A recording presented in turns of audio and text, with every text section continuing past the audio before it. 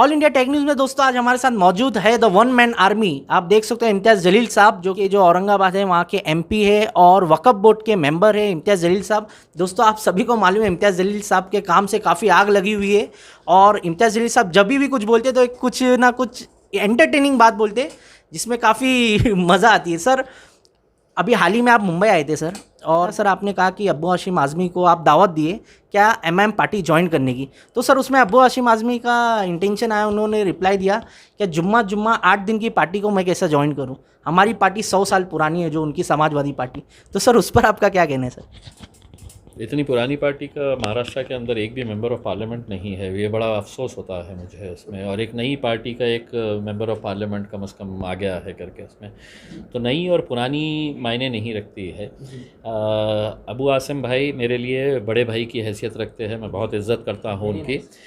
सिर्फ ये है कि उन्होंने इस बात के ऊपर नाराज़गी जताई थी कि एमआईएम ने क्यों लड़ना चाहिए करके जी, और मैं उनको ये कहना चाह रहा था कि एमआईएम ने क्यों नहीं लड़ना चाहिए करके। और मैंने उनको ये कहा था कि इतने सालों तक अपन ने अरे गैरों के लिए काम किए हैं, एक बार अपनों के लिए भी काम करके देखिएगा, एक बार हमारे साथ में आके काम करिएगा और आपके नेतृत्व के अंदर हम काम करेंगे उसमें।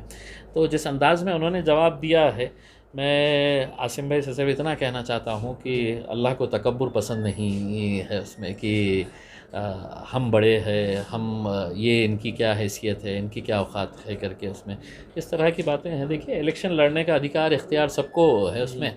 आप आए तो हमें खुशी हुई होती उसमें और आपको समझ में आया होता कि इतने सालों तक समाजवादी पार्टी के अंदर रहने के बाद आपको एक पोस्ट तो मिल गई लेकिन आवाम की मोहब्बत नहीं मिली। अगर आपको आवाम की मोहब्बत अगर देखनी है, आपको सर आँखों पर किस तरह से अपनी आवाम बिठाती है, तो एक बार मजलिस में आके आप देखिएगा तो आपको ख़ुद को महसूस होगा करके। सर यानी ठीक है, उनकी अपनी राय है।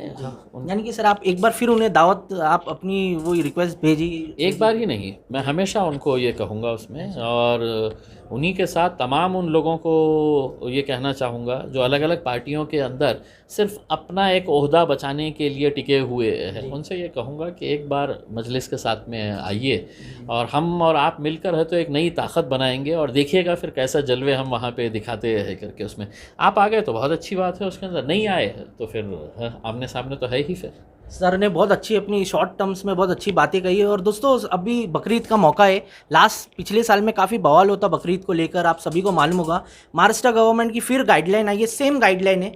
तो सर काफ़ी लोग ये गाइडलाइन से नाराज़ भी है सर, और काफ़ी व्यापारियों का नुकसान भी हो गया था। महाराष्ट्र बॉर्डर पर गाड़ियाँ आने नहीं देते, काफ़ी व्यापारियों का नुकसान, काफ़ी बकरे मर गए थे, काफ़ी लोग अपनी ईद प्रॉपर तरीके से बना नहीं पाए थे। तो सर अब की भी गाइडलाइन सेम वैसी है, तो सर उस पर आपका क्या कहना है? मेरा कहना कुछ भी नहीं है। ये जो सेक्युलर सरकार अपने आप को जो बोलने वाले हैं, चाहे वो एनसीपी के हो या कांग्रेस के हो, और उसके अंदर ख़ास तौर से जो मुसलमान एमएलएज और जो मुसलमान मिनिस्टर्स बने हुए हैं, ये जवाब उनसे लेना चाहिए क्योंकि सरकार के अंदर तो वो बैठे हुए हैं। हम तो उनसे यही पूछना चाहेंगे कि ये प्रतीकात्मक कुर्बानी कैसी होती है करके आप हमको एक्सप्लेन करिए, जनता को एक्सप्लेन करिएगा उसके अंदर, क्योंकि मैं तो एज अ मुसलमान मुझे मालूम है कि मतलब ऐसी कोई प्रतीकात्मक कुर्बानी होती नहीं है, लेकिन उन्हीं की सरकार वही लोग निकाल रहे हैं कि नहीं आप प्रतीकात्मक कुर्बानी कर लीजिएगा करके। तो हम प्रतीकात्मक बंद भी मना लेते हैं, हम प्रतीकात्मक जो भी करना है, वैक्सीन भी प्रतीकात्मक ले लेते हैं हम करके। तो ये सब जो है ये एक मतलब कौन ज्ञानी बैठा रहता है मुझे समझ में नहीं आता है, और उनसे सवाल करने वाले वो लोग कहाँ चले गए हैं जो बार बार है। तो इम्तियाज़ जलील से तो बार बार सवाल करते रहते हैं, लेकिन अपनी सरकार से भी एक मरतबा सवाल करिएगा और उनको बताइएगा कि साहब ये हमारा मजहबी फ़राइज़ है, इसके अंदर हमको कुर्बानी देनी पड़ती है। अब आप इतनी जुल्म सितम अगर हमारे ऊपर करेंगे तो जवाब उन्हीं से ले तो मेरे हिसाब से ज़्यादा बेहतर है उसके अंदर, क्योंकि ये मुसलमान जो है तो सिर्फ इलेक्शन के टाइम के ऊपर बनते हैं, उसके बाद है तो फिर ये मुसलमान रहते नहीं है। बिल्कुल।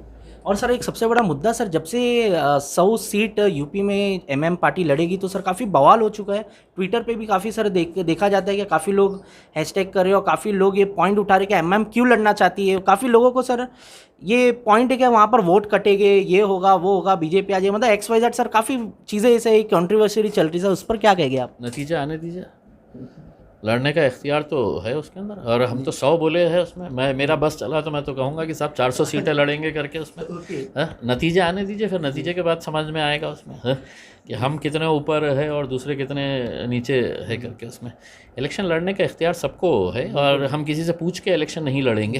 हाँ, कि आइए ना साहब, आप हमको बताइए मुलायम सिंह जी हम कितने सीटें लड़ना चाहिए, राहुल गांधी आप बताओ ना हमको कितने, मोदी जी आप बताइए ना हमको। नहीं, हमारी पार्टी है, हमारे फैसले जो है वो हमारे क़ायद बैरिस्टर असदुद्दीन अवैसी साहब तय करते हैं और उन्होंने 100 कहा है तो 100 के ऊपर बाजी मारी जाएगी। बहुत अच्छी बात की। और सर लास्ट क्वेश्चन ये है कि बकरीद का मौका है सर, आप आवाम को क्या मैसेज देना चाहोगे सर ईद के मौके पर? मुबारकबाद देना चाहूँगा मैं बकरीद के लिए, और यही उम्मीद करूँगा कि पिछले साल हमारी ईद के ऊपर जिस तरह की परेशानियों का सामना करना पड़ा था, बहुत सारे बेज़ुबान जानवरों की जान चली गई थी क्योंकि सरकार ने ये हठधर्मी करी थी, एक फ़ौज लगा दी थी गुजरात के बॉर्डर के ऊपर कि हम जानवर अपने महाराष्ट्र के अंदर आने नहीं देंगे करके उसमें। तो ये सिर्फ भारतीय जनता पार्टी की सरकार ऐसा नहीं है कि ये तो मुसलमानों के ख़िलाफ़ वाली है, आप तो मुसलमानों को साथ में लेकर चलने की बात करने वाले हैं और मुसलमानों के एक त्यौहार को। और मैंने तो सिर्फ कल ही मैंने है तो मुख्यमंत्री को एक लेटर लिखा है कि सर मैं ईद के बारे में नहीं कह रहा हूँ, इस बार गणपति भी उतने ही उत्साह के साथ मनानी चाहिए करके, क्योंकि गणपति के अंदर भी गरीब लोगों का कारोबार है तो उससे है तो ज़िंदा होगा, उनका भी पेट भरा जाएगा।